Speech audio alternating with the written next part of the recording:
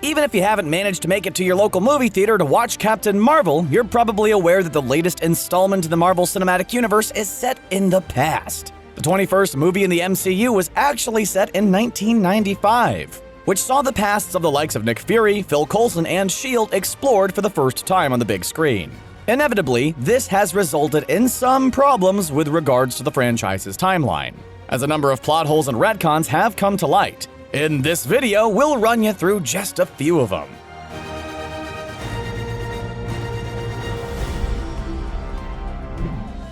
Arguably, the biggest retcon in Captain Marvel is the reason Nick Fury formed the Avengers in the first place. The concept was first introduced in the post-credits scene in 2008's Iron Man, the first movie of the MCU.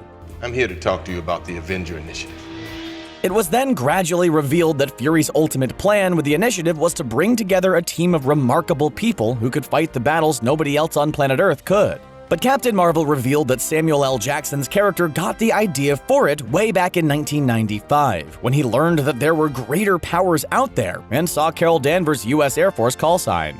He correctly deduced that if the universe has one superhero, there will undoubtedly be others out there, and that assembling them would be a great idea. It's a sensible retcon, slotting into pre-established MCU canon, but it does make you wonder why it took Fury so long to execute the initiative. Having proposed it 13 years earlier, he didn't get to work on it until 2008. Tie-in comics may provide the answer, suggesting that the World Security Council didn't really believe in the idea, so Fury ended up being stalled by a bureaucratic system for a whole lot longer than he would have liked. After coming up with the idea for the initiative to create the team, just why did Nick Fury choose to call his team the Avengers? The title's been regarded as something of an inaccurate description to date in the MCU. Up until recently, they've been utilized as a first response unit to deal with major impending crises. And until their failure to stop Thanos from wiping out half of all life in last year's Avengers Infinity War, they haven't really had anything to avenge in the first place. Tony Stark may have used the term back in 2012, the Avengers. But in terms of inspiration, it's just been assumed that Fury simply liked the name. However, Captain Marvel revealed that Fury was in fact inspired by Carol Danvers herself. While he was originally planning to call his proposal the Protector Initiative, he changed it after seeing Danvers' Avenger call sign. In a way, that does indeed mean that Fury simply liked the name, but there was a lot more personal weight behind it than was first made apparent. The retcon does make a whole lot of sense, establishing a neat narrative through line between Captain Marvel and the Avengers, but it's a retcon nonetheless, and at the same time, it does feel a little on the nose and unnecessary. 11 years ago in Iron Man, Clark Gregg's Agent Coulson introduced himself to Gwyneth Paltrow's Pepper Potts. I'm Agent Phil Coulson with the Strategic Homeland Intervention Enforcement and Logistics Division. Potts told Coulson that was quite a mouthful, and he gave a memorable response saying, "I know, we're working on it." Later in the movie, the problem was solved, as Coulson told Potts to just call us S.H.I.E.L.D. From the Strategic Homeland and Just call us S.H.I.E.L.D. And it felt as though it was something of an origin for the organization. However, Captain Marvel sees Nick Fury introducing himself as an agent of S.H.I.E.L.D. more than a decade before that, which straight up contradicts the very first MCU movie. If truth be told, Marvel Studios had long since decided to ignore that particular line of dialogue from Iron Man. In 2014's Captain America the Winter Soldier, Toby Jones's Arnim Zola claimed he was recruited by S.H.I.E.L.D. in the 1940s. Michael Douglas's Hank Pym uses the acronym when referring to his pre-Iron Man time with the organization in Ant-Man. And it spills over into TV too, with Agent Carter and Agents of S.H.I.E.L.D. using the same name during events set before the turn of the new millennium. Captain Marvel is simply continuing a tradition in that sense. The Avengers movie strongly implied that the Chitauri invasion of Earth in 2012 was the first time aliens had attempted to invade the planet since the Asgardians drove the Frost Giants back over in the year 965, a battle that was briefly depicted on screen in the opening scenes of 2011's Thor. Captain Marvel, however, reveals that wasn't entirely true. The Kree had arrived on Earth, or C-53 as they called it, all the way back in 1995, and they even attempted to launch a massive orbital bombardment on the planet. Fortunately for everyone around the globe, Ronan the Accuser's forces were defeated in extremely emphatic fashion by Carol Danvers, who had just gained access to the full extent of her incredible powers. The end result was Ronan fleeing, along with his allies, out of sheer fear of the powerful individual he described simply as the Woman. While it's never stated explicitly, it's subsequently implied that Danvers is seen as Earth's protector by the fleeing aliens. and that other potential invaders would be scared away, thinking she would stop them.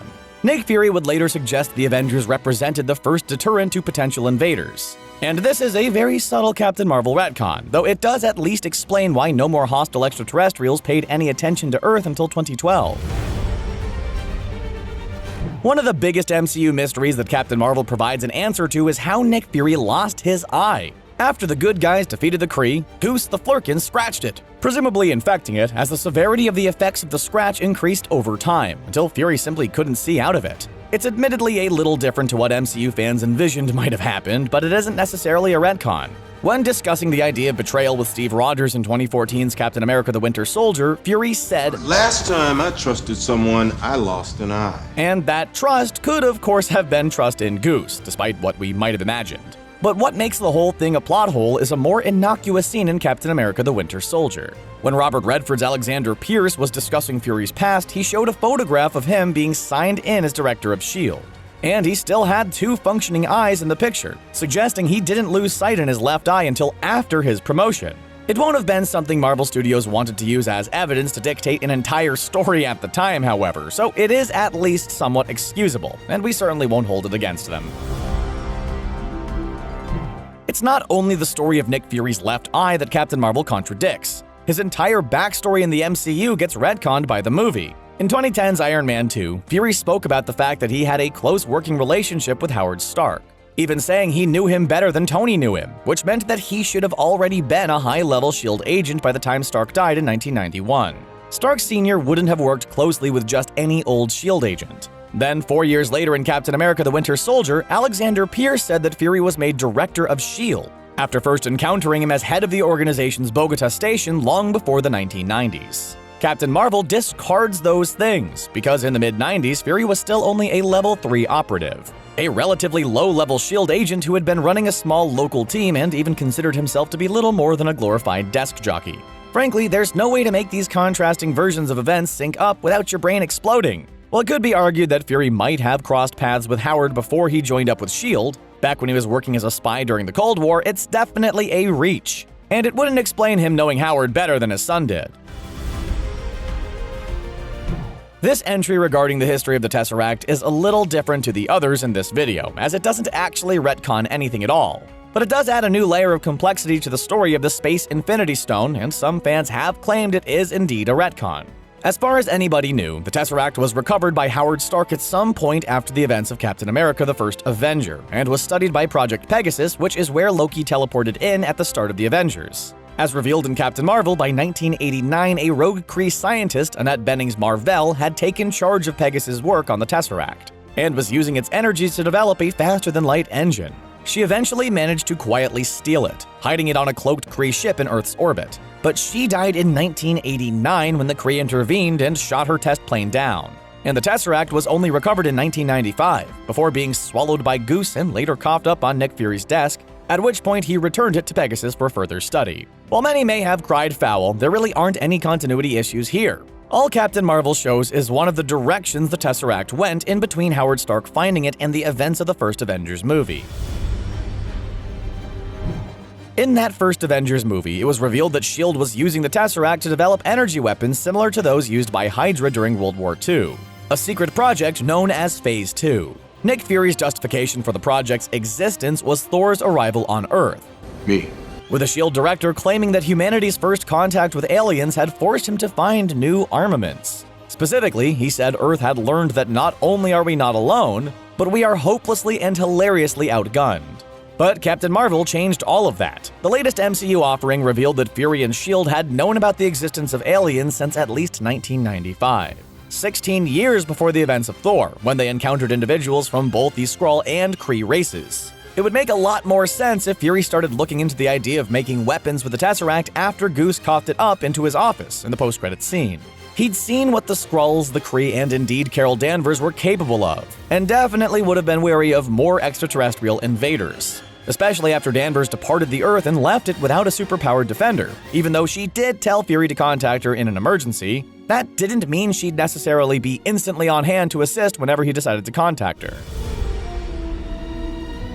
Like Samuel L. Jackson, actor Clark Gregg was also subjected to age regression CGI for the Captain Marvel movie. in order to look approximately 25 years younger than he does now. But something about his appearance doesn't add up at all. Coulson was resurrected in Agents of S.H.I.E.L.D. using a serum derived from Kree DNA. But he didn't show any hint of already knowing who the Kree were when he was told what brought him back to life. Yet he literally encountered the race a couple of decades earlier in the Captain Marvel movie. And that's not something somebody forgets. Even if we didn't actually see Coulson interacting with the Kree, he clearly knew about them, as he played a big part in the story and spoke of office gossip claiming Nick Fury lost his eye during Kree torture. To put it simply, this is a really tough one to just explain away. The late great Stan Lee's cameos are a staple tradition in the MCU. Superheroes in New York, cameo. And they're all the more special after the legendary comic book creator passed away in November of last year. Marvel Studios has gone as far as developing something of a mythology around them, with Guardians of the Galaxy Volume 2 confirming that all the cameos are the same person, a Watcher's informant who can seemingly transcend time and space. But Lee's cameo in Captain Marvel is different, as he's actually playing himself. Lee can be seen on a train reading the script for Kevin Smith's 1995 movie Mallrats, apparently learning his lines for the cult classic in which he cameoed more than 2 decades ago. Trust me, true believer. While it's certainly a touching tribute, it actually doesn't make much sense. If Stan Lee exists in the MCU, how could he possibly have created the characters who star in it? And if he didn't create them, did he write other famous comic book superheroes in the MCU? Or is he known for doing something else entirely? And if Lee himself is actually the Watcher's informant, wouldn't somebody have noticed a celebrity who didn't appear to age? Don't make me come down there, you punk! Of course, this particular cameo was added as a tongue-in-cheek way of paying homage to Lee, so while it doesn't work when you stop and think about it, that really doesn't matter. It's a respectful nod to a Marvel legend, not a meaningful plot point.